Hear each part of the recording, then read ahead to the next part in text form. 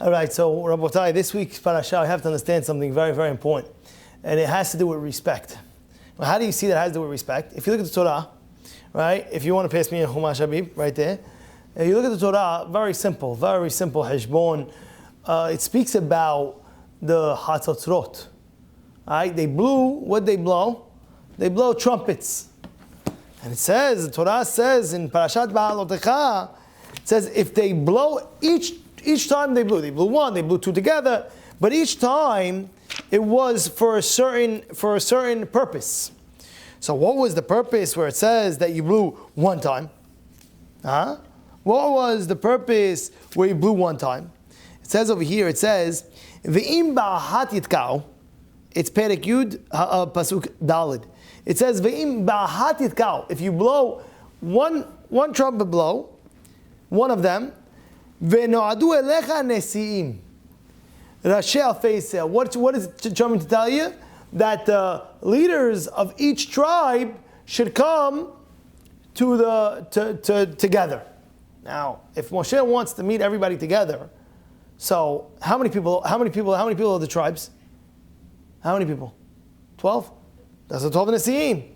So go around, go pick them up. Go knock on the door. By the way, Moshe wants to have a gathering now. What does the pasuk say? This pasuk says it's a wild thing. Why blow a shofar? Why blow a trumpet for everybody to hear? So what is the whole purpose? Wait, this one, this time, it's not for us. It's for the Nesi'im, for the leaders of each tribe. So go to each tribe. You have to blow a trumpet. Everybody can hear. Just go to each tribe. Is that a valid question? What do you think? Anybody has an answer? You hear the question? It's a solid question. Who's Siman? Rashi says it's Siman, L'mikra Nesi'im, call them together, V'na'adu elecha Nesi'im, Ve'en Ye'idan al Petach HaMoed, So I don't understand this. What is this? You're blowing a whole shofar, one trumpet for everybody. Just go around, get each one, and call it a day. Solid question. You know what the answer is? The answer is, imagine a scenario. This is how Bag says this. Imagine a scenario. Imagine if I tell you first. Imagine right now in the shul, and I found big news coming. We just got let's say for example, we got a deal right now that we could buy, let's say, next door and build a huge, massive shul, and we have everything for it. We have all the fun. Imagine like that. So now imagine, I don't announce it to the shul. I said one guy and then the next guy and the next guy and the next guy. So eventually I'm going to tell everybody. But imagine let's say the 12th guy. How does he feel? Rabbi, what am I, chopped liver? You tell me, I already heard from the grapevine, this, that. It feels bad. And I say what I'm saying, Stephen? But now if you say it all in one shot, nobody feels bad. You hear what's going on? You say to yourself, okay, it was a big deal, so what? Still, the Torah is, you have to be careful with giving the right respect to people. Now, there's two things. There's borech min hakavod and giving respect. It's two different things. The Pirkei Avot says, "Have borech min hakavod." Run away from kavod. We don't want to put ourselves in a situation where kavod, running after honor. No. Have borech min hakavod. Run away from kavod. I told you one time I was with Rabbi Aram David Bender. We had a wedding, chatuna. And I'll never forget this. He was sitting next to me. The rabbi was sitting next to me. Rabbi Aram David Bender. I remember it like yesterday. Sitting next to me, and they call him Rabbi Aram David Bender. Mechabed you for the fourth beracha. All right, he's sitting there. I said, Rabbi, they called you for the beracha. They said again, beracha mechubad, fourth beracha. And the rabbi is sitting right next to me. I said, Rabbi, they called you up again. Second time. They're waiting another 30 seconds. There you go. And I'm sitting there like, and after I asked, like, what's going on? What's this? It's like, it's not a joke, it's a real thing. It's a real thing. Not a real thing. But you run away from kavod. It's a real thing. So then how are we tying it in today over here? It doesn't sound like that. It's saying give the kavod to everybody. No. There's a big difference. When you're giving kavod, you got to give it the best possible way, the best ever. That's for sure. But when you're receiving the kavod, you want to have that, I want to borech from that kavod. You understand the difference? When you're giving kavod, you give it the best way. How are you? How are you doing? Stand up for the guy, give him a shank, give him a zaltov, smile at him, do the best kavod that you can do with him, the best stuff. But when it's coming to you, you want to be borech. Why? Because the person has to understand something. Kavod could be, three things could be motzi et ha'adam min olam. What are the three things? Kina, hata'ava, va'kavod, motzi et ha'adam min olam. What does that mean? Kina is jealousy. It can irk people up. There's people out there that it could kill you inside. You can have even family members. Oh, they're driving a Range Rover and they're driving, and I'm driving out, I can't do it. Oh, it's irking them up, killing them, and it's crazy. Then you have ta'ava. Ta'ava could really, literally take a person out of the world. Let's say a guy is he got addicted to bad stuff. So now his ta'ava is so strong that just forget it. He's already gone. He's already gone from it. He's like, just can't. And then the last thing is the kavod. All right, person says, well, kavod. How could kavod do it? You don't know what could do to a person kavod. See, you might be listening and saying, what are you talking about? Is that because you might not get it, so you don't understand what it is. You know what I'm saying? But a person that's getting it constantly, getting kavod, if it gets to his head, forget it. Oh, you didn't come to my wedding. I invited you, and you didn't come. I'll never talk to you again. You know, it's a thing. You know what I'm saying? Like I told you come, you didn't come. It's an item, but I'm just saying at the end of the day, you have to know. There's the barriers, the boundaries. A kavod is a big item. It's a big topic to discuss. And we're going to go into another thing right now. About the end of the Parashat, speaks about the kavod. What does it say? It says Miriam had tarat at the end, right? She had to wait. And it says that everybody waited for Miriam. The whole camp didn't leave. They're waiting for Miriam. The question is why? We know Midah K'nei Midah. She waited for Moshe Rabbeinu. When Moshe was a little child, and Moshe was placed in the Nile River, who was waiting there? Miriam was waiting there. And it says, what? Merachok. She was waiting from far away. She was waiting there. Now the question is, was she able to save him? If she's able to save him, go save him. So Moshe, she's not able to save him. So you're not able to save him, so why are you standing there? Why are you standing there? You might say, okay, one answer is because once you never okay, I understand. But another thing you'd say is, she's standing there only, even if Moshe Rabbeinu, heaven forbid, something happens to him. She's standing there only for one thing, to respect Moshe Rabbeinu. Even though he's a child, give him that right dignity. What do you mean? Giving him the right dignity, Hashem says, you gave it to Moshe Rabbeinu and he didn't understand and he was a child and you gave him the right respect by just standing near him. Even though he doesn't understand that, it's still respect you're giving to humanity, to humankind. If that's the case, we'll give you all the respect and therefore everybody's going to wait until your sarat is done. Until your leprosy is done. Yeah? It's a wild thing. Why? He says a person that embarrasses somebody in public, and doesn't have a helik l'mabah. Person that's embarrassing person, like what's going on? It says, we're going to ask a question in Shemaim, did you honor your friend? Did you put him on a pedestal? Did you honor him like a king? There was one time, one of his students came to him once, and Asim was already old, not much old at the time, and he came with an apple. The story goes, he came with an apple. And the Rebbe tells us, Talmud, this is the way you come, with an apple. Rebbe, I'm giving you an apple. I'm being mechabed you, I'm respecting you with an apple. He says, this is the respect with an apple? How do you want me to cut it? I need a plate, maybe a napkin, maybe a knife. Apple. Says, Asim was trying to train his student that what's the pshat? If you really felt your chaver, your rebbe, or somebody else, you really felt there's somebody, you'll give them the right respect and honor. Now, how do you do that? Why is it so severe to respect your friend as a king, or if you embarrass him? What's the answer? The answer is very simple. The answer is people have to know what you're made out of. What are you made out of? Deep down, what are you made out of? Skin and bones and blood? And what? And eyes and nose and mouth? And what? Ears and some hair? No. You, deep down in you, you literally have a breath where God blew into you a neshama. And therefore, the powers that you have inside of you, you might not believe it, which is a very wrong thing, but the powers that you have inside of you is so great that you accomplish, forget it. And when a person puts somebody else down, or speaks down upon them, or embarrasses them, you don't value what this person has. That means you just see flesh and bones. You don't see the depth of what this person has. That's the problem. Because you would never be able to come to embarrass somebody in public at all costs, if you really, really understood what he's made out of. You can't come to, sometimes you forget. So therefore it's embarrassing in public. Because that, we don't want you to forget then. Okay, you embarrass a guy by himself, huh? Okay, you're still asud, you're not allowed. But in public, that means you really forgot completely what this guy's made out of. Oh, you know what he's made out of?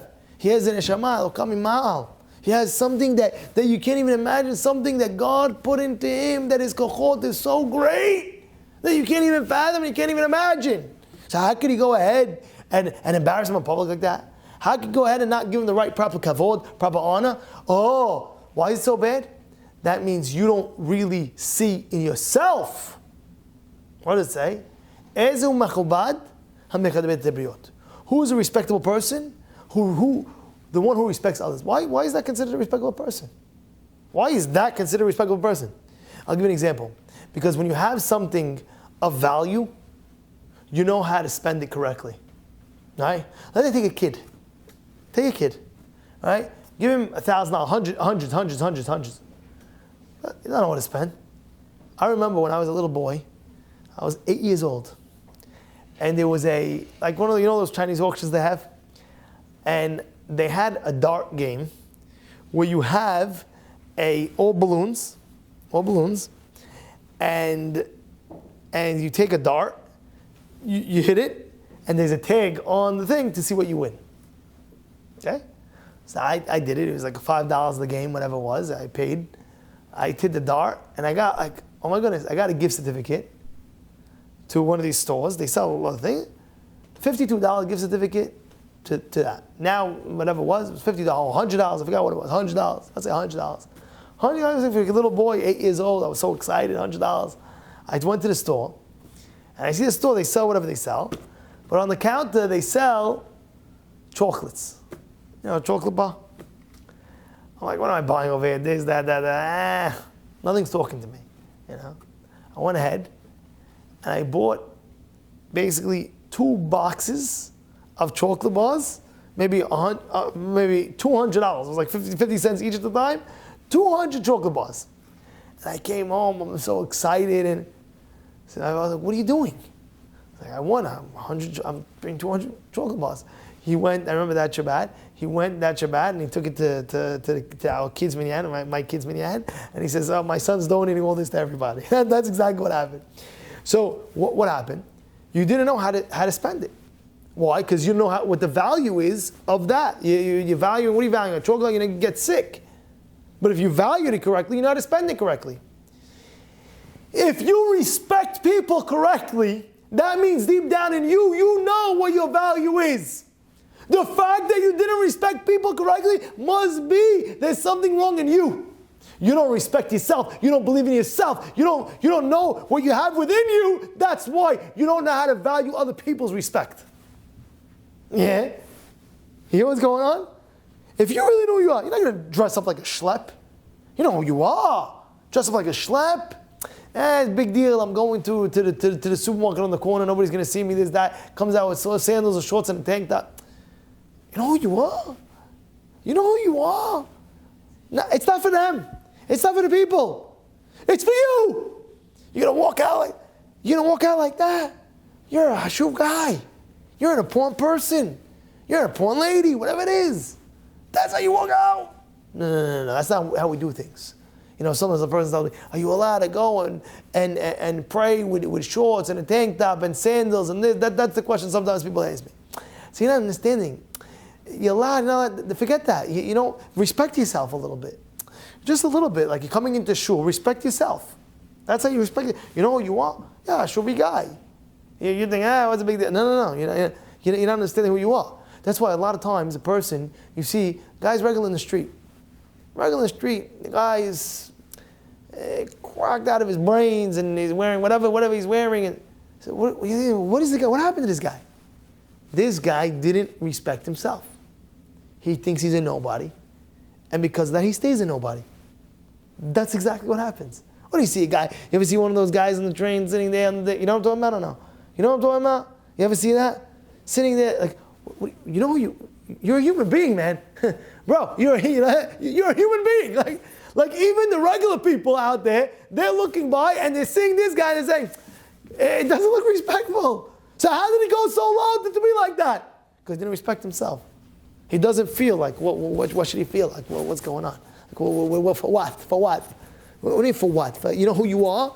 So the problem that a lot of people face is the fact that they don't know who they really are. What they have in them. The kochot that they have in them. The strength that they have in them.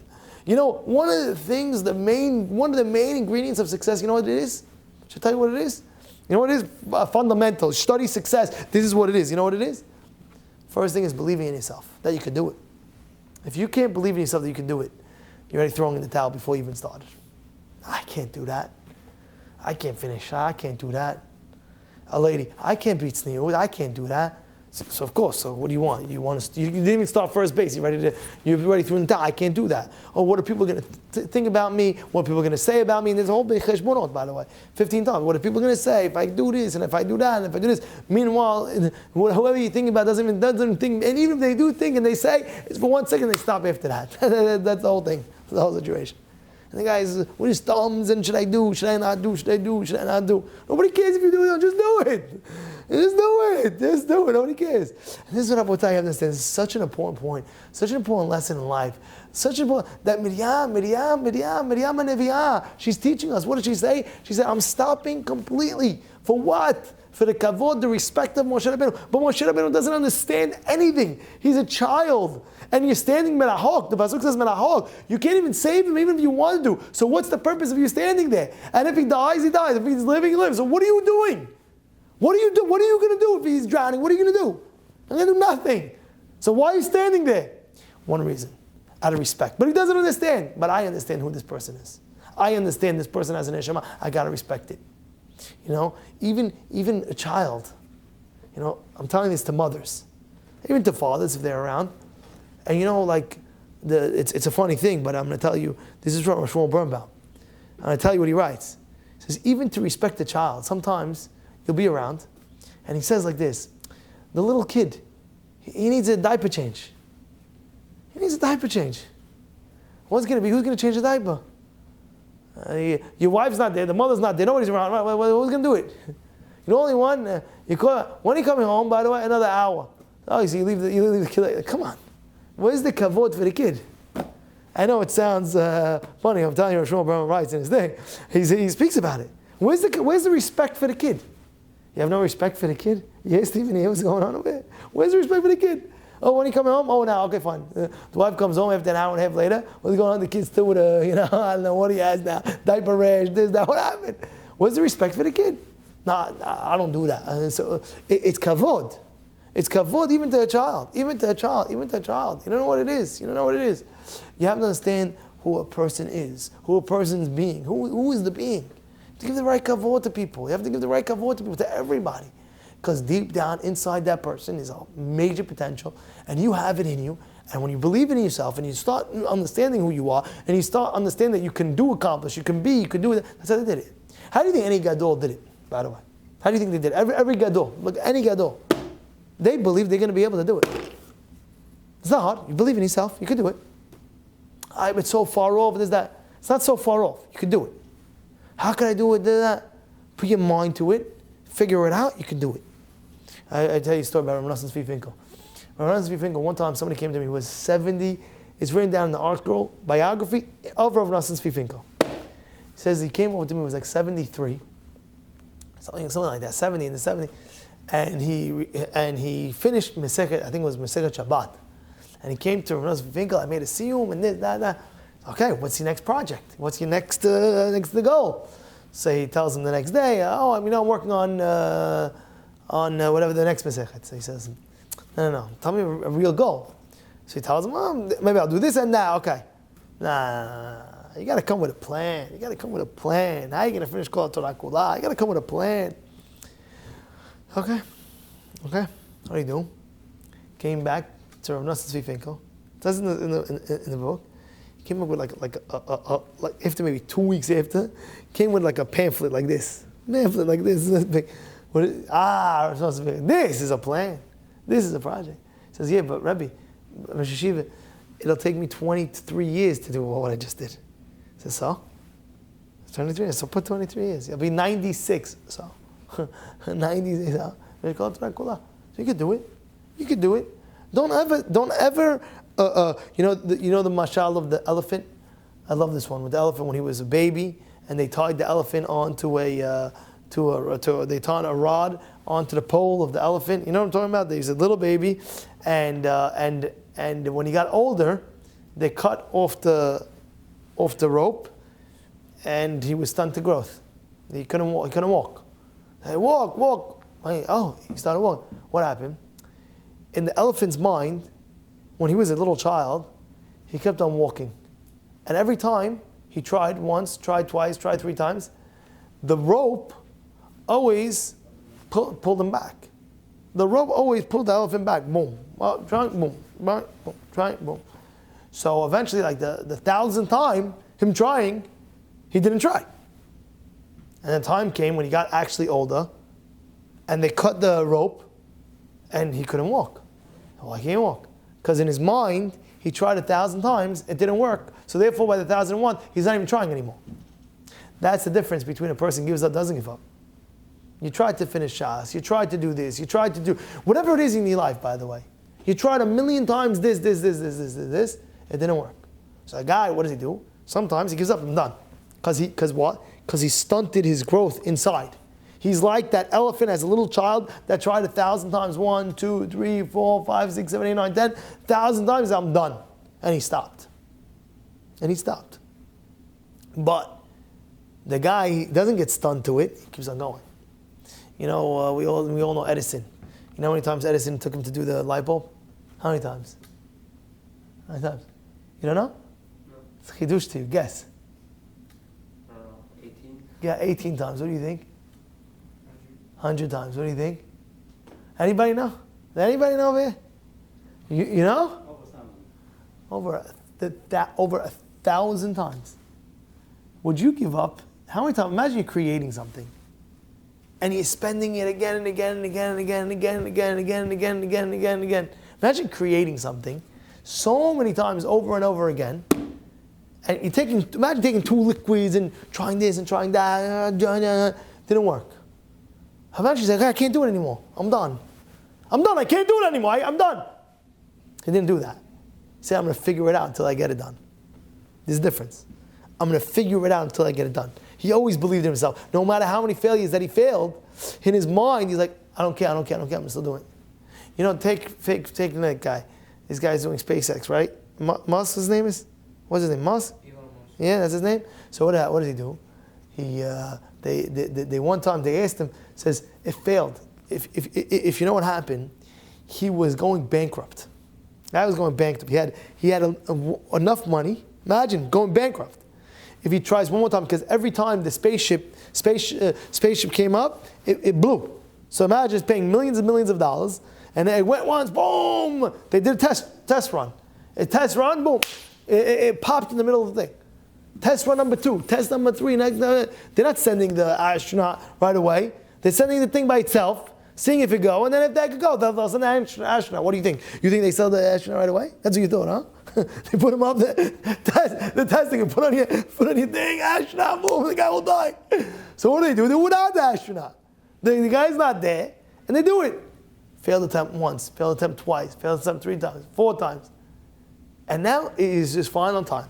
This is the last thing. Either he invests in it, or he stops. And it could kill Tesla, kill this, kill that, kill 1 million companies. What does he do? He goes forward. And he does it. And he succeeded, and that's the ending.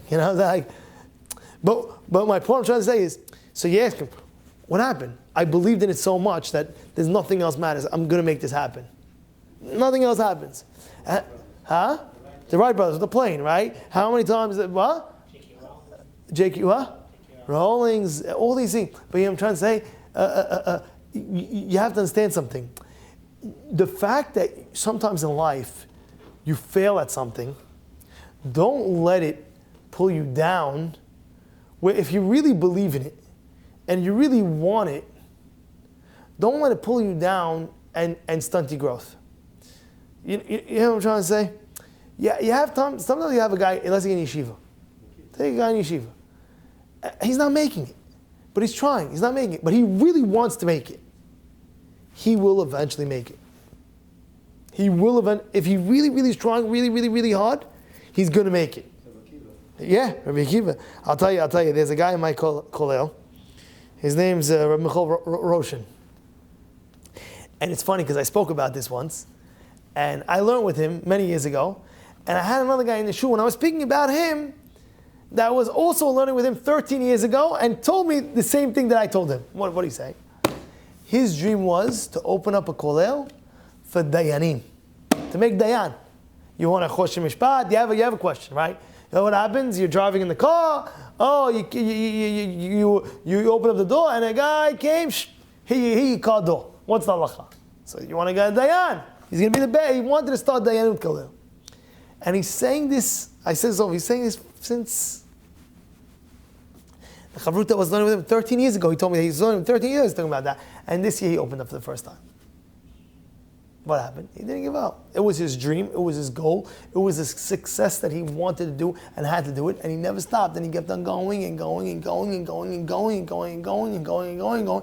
But what made him continue? Because he always had it in him. He always has it. He's going to do it. He's going to do it. He's going to do it. You try again. How could you live this world and not try as much as you can in something that you believe in? You want it so badly. How could you just let go? The answer is because sometimes there's a mental block that says that you can't. But if you strive that you can, Hashem, you can. Strive that you can. You also need Tishmaya, of course. But I'm just saying, at the end of the day, like get a plan, do it well. You could do it. You think that you can't do it, but you don't realize how much kochot you have in you. That's the problem. That's really the problem. You don't believe that you really, really, really have it. A lot of times the problem is, there was one time, you ask a person, the problem was, it took him 40 years just to believe that he can do it.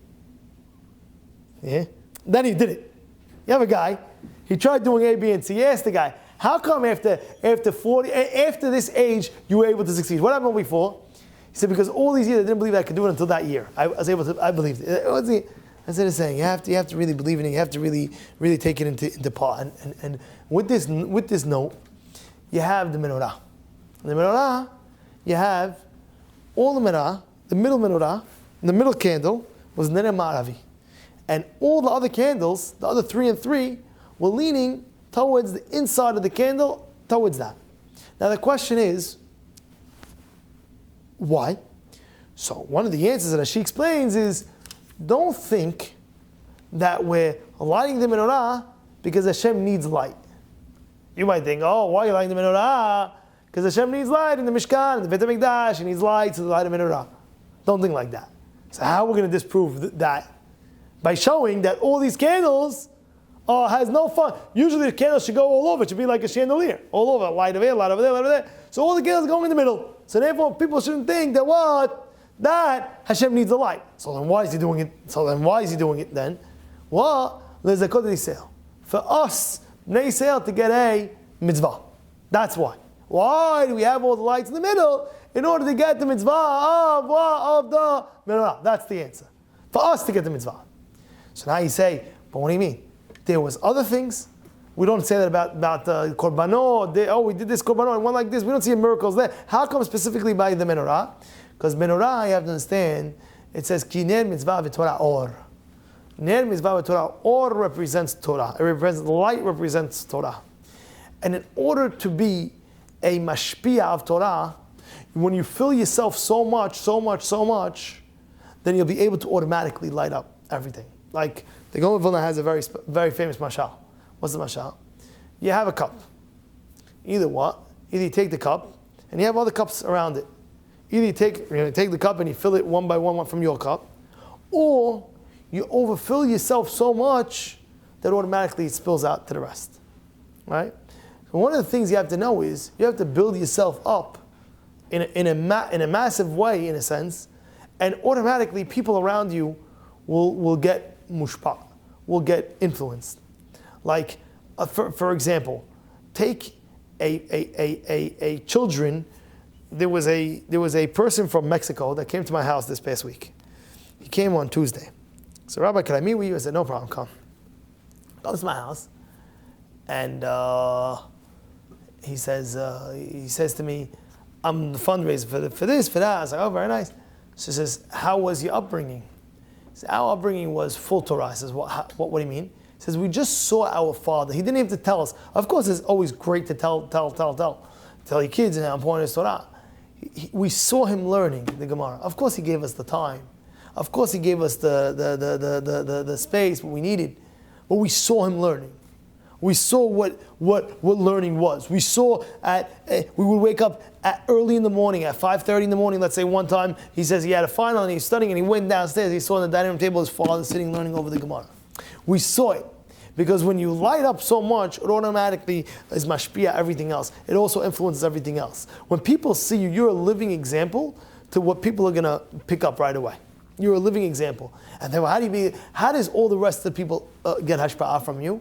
By them just seeing you do you. They get mushpa'ah. It's automatic. There was, when Aharon, this is famous. When it says Aharon, we're telling you the shevach of Aharon. What's the shevach of Aharon? That when he lit the menorah, shelo shina.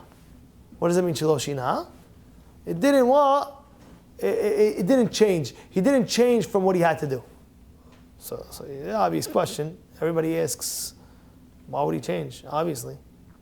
So I'll tell you where Shmuel Berman answers. Unbelievable. He says, how many years did Aharon light the menorah for? Every single day. How many years? About 40 years. Imagine 40 years lighting the menorah and being medakdek. You know what medakdek means? Being very meticulous how to light it, and it has to be the proper time, and everything is timing. It has to be this time and this placement and that placement, and he never ever. So how is it possible that he never changed? What happened? He says because he did it so many times, Hashem gave him the siyata dishmaya what he needed was that he'll never miss one time in his life. There's a famous story of Chaim Kanievsky. It's in the Rav Chaim Kanievsky book. You know the famous story? He had a havruta. You know the famous story about the havruta, Rav Chaim Kanievsky havruta? Oh, this is an amazing one. You got to hear this one. It's an amazing one. Comes in, Chaim comes in, and somebody wanted to learn with him. So he says, you solid learner? I'm solid learner. How many hours do you want? 2 hours straight, whatever it was, no problem. What time? 3 to 5, no problem. So his chavruta, he tells Rav Chaim, he says, but there's one thing. He says, what? He says that in the winter, he always gets a cold for the last how many years? Many, many years. And he knows in the winter, he gets like a cold, a flu, whatever it was, for a week to 2 weeks, and he's not able to do it.